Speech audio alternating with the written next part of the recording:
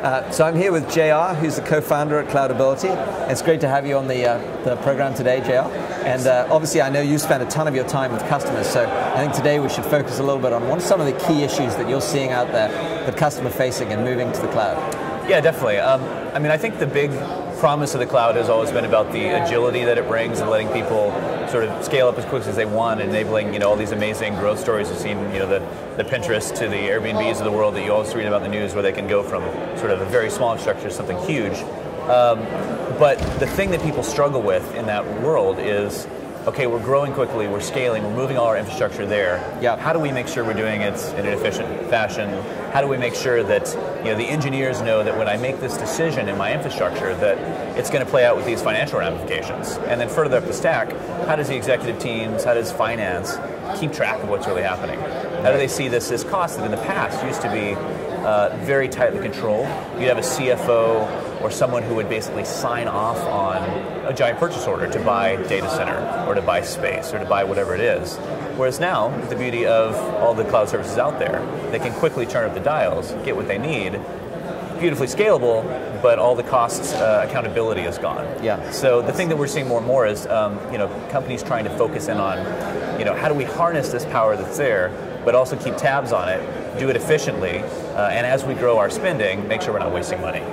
So one of the things the survey brought out, interestingly enough, on this is that this is a focus now that's moved from just pure cost to TCO too. So how do you think people are going to tackle that? What do you think they'll do to actually measure what will ultimately be the SLAs? Yeah, I think the thing with TCO we're seeing more and more is people are getting a lot more granular into what they're tracking down. Yeah. The great thing about the cloud is that with the OpEx model and the ability for you to really segregate out costs with things like tagging resources to say they go with this cost center or this profit center or this department, is that as you start to build reports on those things using that more granularly tagged resource, you can actually get down to ultimately, what does it cost me to serve a customer? Yep. What does it cost me, whether your metric is a page view or, what does it cost to provide a download? Somebody like Adobe, who is one of our customers that does, Creative Cloud, and they've moved everything over there. They may be looking at something like, how do I break down, what it costs for a subscription? Yep. So the big shift that people are doing is, not really looking at the mass aggregate, because we're seeing across the board, small companies, large companies, they're spending more and more on cloud. Yep. And that's a measure of them being successful. Yep. They're not saying, oh, our costs are going up, what do we do? They're saying, that means our business is growing. Yep. So we need to make sure that that is tracking with our revenue growth as well. Yeah, absolutely. So you've got some pretty major customers like Intuit and Adobe, etc. Who's got best practice here, and what are some of the examples that really stand out for you? The interesting thing in this space, honestly, is that the way that vendors like Amazon and Rackspace and SoftLayer have built out their infrastructure, there's so many different building blocks you can put together in so many different ways that everyone is doing it differently. Yeah. A great example is the sort of cost allocation chargeback world. Yeah. Everybody wants to do that. They want to say, what does it cost me to run this portion of the business versus this portion? And we have people, Adobe has talked about, their model where they do, they have hundreds of different accounts for each project, and each environment has a specific account as well. Yep. We see other major companies doing an account for each developer. There's a whole other model where people will just tag the resources in one massive account and break them down that way. So I think you're seeing a lot of different ways that people are doing it. Ultimately, in the last 2 years, though, the sophistication around those things has really taken huge leaps forward as the people launching the cloud have continued to do what they're doing, but the spending and the levels of importance of the cloud within the overall infrastructure has gotten a level where suddenly you're seeing that finance management are looking at this line item that maybe was 10,000 before and is now hundreds of thousands or millions, and they're saying, we need to keep a better eye on this. Yeah. So Cloudability's obviously got a role in this. Talk to us a little bit about how you see your part in the industry playing out over this next year. Totally. Ultimately, what we're looking to do is further enable that accountability of the cloud, so that there's not a barrier to getting on there. There's not a barrier to moving more on there. Yep. The thing that we've seen is the real shift that I think the power of better visibility that a tool like ours brings is that now you can make sort of small adjustments to the decisions you make around launching your infrastructure with the more information that actually have an impact on the cost down the road. Yep. So in the old model of a data center, you have this much you're spending, and if you make your code more efficient, you're still spending that much, it doesn't matter. Whereas a tool like ours, we set it up such that everybody from finance down to the engineers gets the reports. They get to see every day how their numbers are moving around, whether the metric is a total cost or a cost for an application level or a cost for an individual service. And then they can make decisions that daily influence what's happening and over time have real efficiency gains that add up.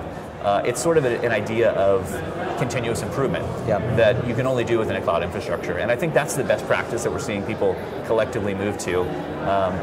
Adobe is a great example. They said that their engineers having this visibility has actually changed their behavior to be thinking about how do we engineer this code to be more efficient, better, so we can get more bang for our buck.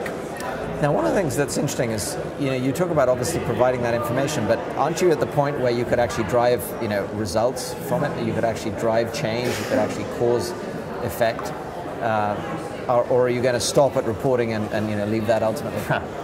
It's actually a great philosophical debate about sort of the cloud management space. Yeah. At the end of the day, we feel that the industry that we're in is really moving more in the direction of business intelligence than the actual management. A lot of reasons for that. I mean, ultimately, everybody is doing this differently. And it's not really our role to say, let's turn this off for you automatically, because that may actually be something you want to keep on. But it's our role to provide you all the data you need and the insights so you can build profiles around this type of infrastructure should be running at this level. This type of service or environment, we want the CPUs here. So that you can report on that, alert on that, get all the information you need to make those decisions. But a lot of people are talking about the inevitable that they want all of that from a single pane of glass, from management console reporting, etc. How do you see yourselves fitting with the management guys? More and more, I think that the management of the cloud services is moving up the stack within the company. So it is on the radar of the CFO. They want to look at the numbers. It is on the radar of the CEO in some companies. A large customer of ours, Pegasystems, they have something like 175 different cloud accounts that they're tracking within Cloudability. And every level of the org gets a different view. So the CEO in finance gets the master view of everything, whereas each department gets their product line. And in that type of scenario, what we're trying to enable is a sort of egalitarian ability to access this information across the board, so you can make those decisions and really dive in with individual vendors, whether it be in Amazon or Rackspace or everybody else, to make those fine-tunings there with the best-of-breed tools to focus on making those changes for that vendor. Makes tons of sense. Well, it's been great having you as a collaborator. Thank you. Look forward to working with you in the coming year, and I hope it turns out to be a great year for you. Thank you very much. Looking forward to it. Pleasure, JL. Cheers. Thanks.